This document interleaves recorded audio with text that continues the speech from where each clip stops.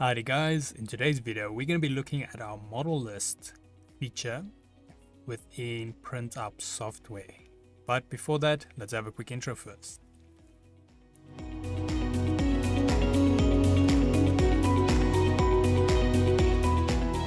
So today's video can be found on softwaretraining.co.za. We make short and easy to watch problem solving videos, and we also have daily updates. Otherwise, if we head back into the program here, so now when it comes to the model list, this is quite a useful information panel that you're going to be using often. We've briefly covered it in the previous tutorials, but kind of just ran through it. So I'm just going to run through some in-depth so you can understand how it works. So now first of all, it is located here on the left, and let's fix my zoom there. Then if you do not see it, then chances are the print setup is open. So make sure then you just click on the model list. Now these things you can expand. If I drag here to the edge of the model list, you'll see I get these little icon arrows that shows two little arrows. You can click that and then drag it bigger or smaller. So that is convenient. Let's say your models have very long names, you can always do that, drag it open. Now on the actual list, you can see it currently we have one model. We've imported our am.co.za logo, and then we have a few different options on top of that. So the first option was obviously the way we got the model, so you can click add, locate your model.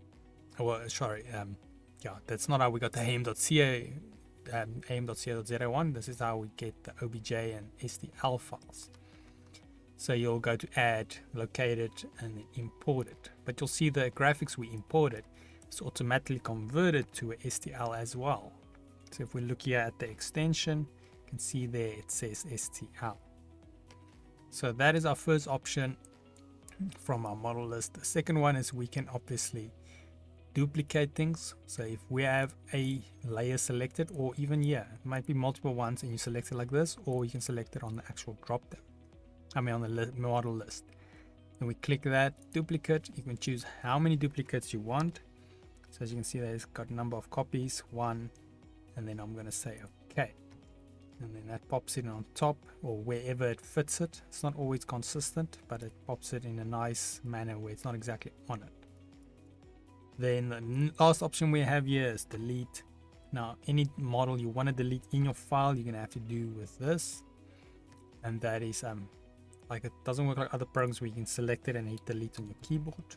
You're gonna have to go select it in your drop down menu or on the actual display, and then go to the delete button, click that.